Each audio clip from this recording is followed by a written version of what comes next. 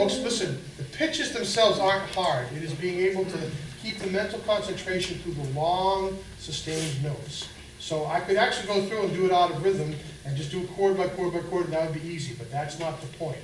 That's not the part that you need to practice. The part that you need to practice is how to sit there and feel this very slow pulse and keep the breath going and sustaining through and keeping the chord of the sound without the pitch wavering, and then being able to change together, which takes concentration. Okay? I know you're tired. We all shoveled a lot today. Okay? Here we go. Me too. Ready? 3, 4. What amazes me is I come to the music and I really look at the text. And sometimes David doesn't talk as much about the text, but what is amazing to me is how he gets to this place. Like, he will articulate so carefully with every note, I think, and really bring out the meaning of the text, sometimes without even talking directly about it. How do you like the way David rehearses? Honestly, after all these years, I'm really used to it. But I like that he's very hard on us. That's why I keep coming back. You know, I think we should keep trying to be the best chorists in Boston. And I think that with David as a director, you can actually accomplish it because he bothers with the details that other people don't.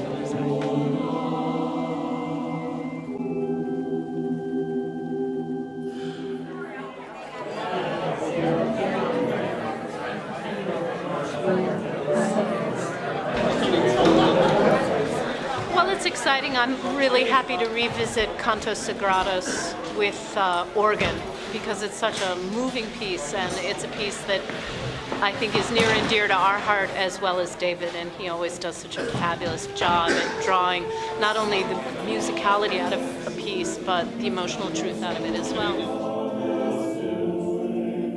I think it's a really powerful way that music can speak to this political situation that happened in South America. It's something a lot of people don't know about here, and the piece is really well written so that it gives you the emotional impact of the poetry and the emotional impact of the music. I still get chills to sing it, and that's really exciting to put the whole piece together for the first time.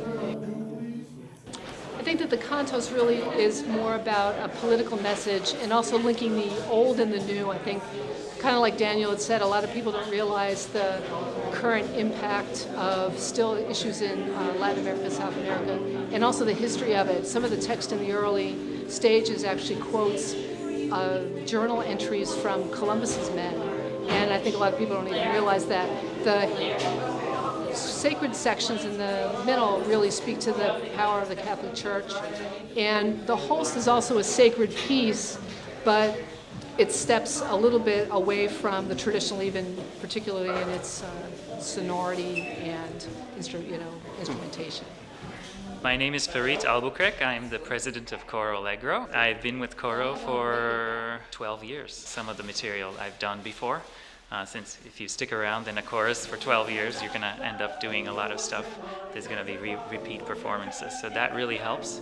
And I find each time I do, for example, the cantos, I discover new elements to it, and I fall in love with it again and again. So it's a lot of fun. 1, 2, 3. What did you say? What did you say? They found another one. What did you say? They found another one. The cantos is probably thematically different from everything else, but all the rest of the composers are English or from the British Isles. So we have Gerald Finzi, who's a 20th century English composer, Thomas Tallis, who's a 15th century English composer.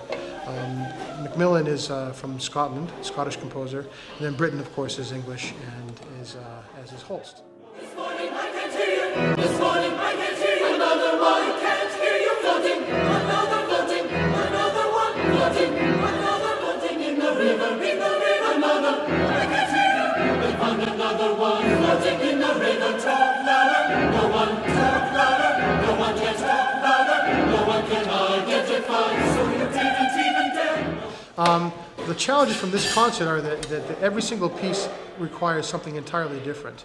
The Finzi is a pretty straightforward SATB piece, but the Tallis Lamentations of Jeremiah is Renaissance in style, and it's only the men. So there are men that are singing low E's, and there are also men that are singing alto parts. There are all very different colors, all very different sounds, very different styles.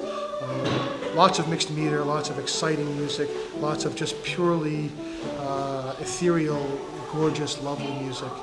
It's a little bit of everything in there. It's really amazing. I think it's going to be a phenomenal program.